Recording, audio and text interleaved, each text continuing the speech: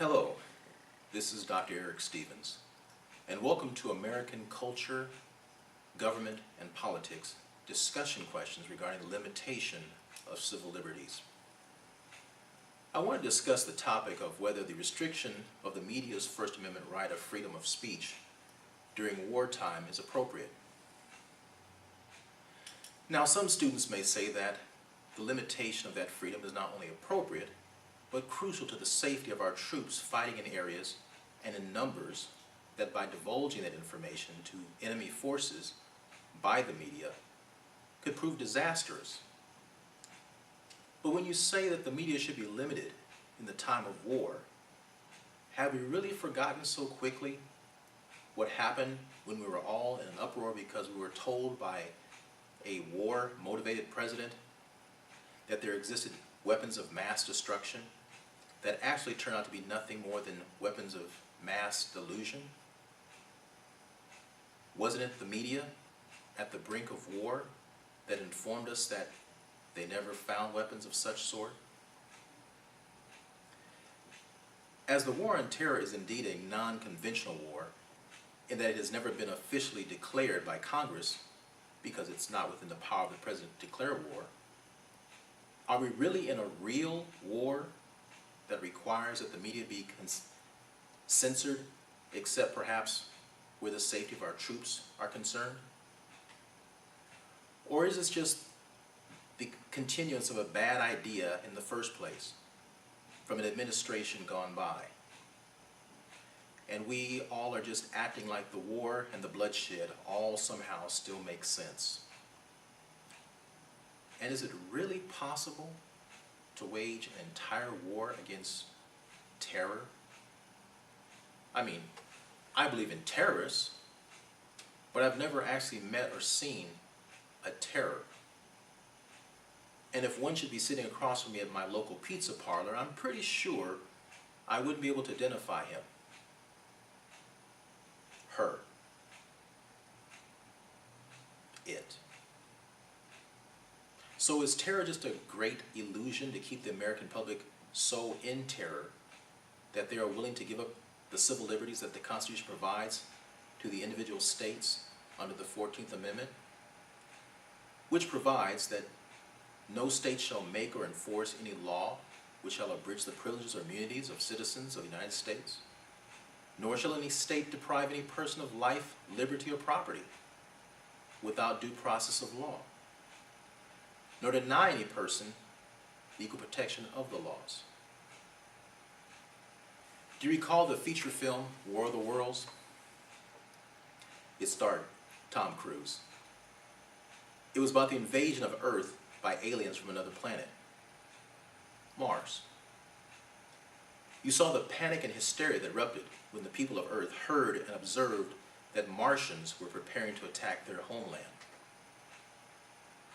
Were you aware that the same panic and hysteria broke out for the same reason in the 1930s, when during a radio broadcast, actor Orson Welles interrupted the scheduled radio program and told the listening audience the same story of Martian invasion? Only this time, real people living in real cities truly believed in real Martians, and that they actually landed on Earth. The announcer told him that the aliens were already sighted walking through various major cities throughout the country and were preparing to destroy the planet. The country was in complete pandemonium and utter shock. People were literally running into the streets in sheer terror. In those eternal few minutes while the story was being broadcast, do you think the American public in this terrified state would have been willing to give up some or all of their civil liberties if they believed by doing so the government could protect them from this unseen terror? You see, the problem is, once you have given up your rights, it may be a very slow process of getting them back, if at all. How soon do you think it may be before the Patriot Act is repealed once the war on terror has ended? We won't really need it anymore, will we? In the broadcast, there were bombs exploding, militaries bombarding the Martian ships with artillery, buildings collapsed, and innocent lives were taken. At the end of the broadcast, the storyteller assured those who were still by their radios that this had only been a dramatization and that Martians had not actually landed on the planet Earth to invade their local Burger King. However, there was still panic and terror, but no Martians. No invasion of Earth, and no need for the government to limit the people's liberties to protect them from Martian terrorists. The enemy was unreal, just a creative illusion, and so was the terror.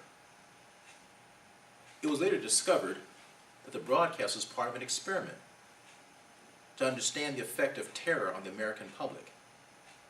The researchers learned that the public will do most anything if motivated by fear.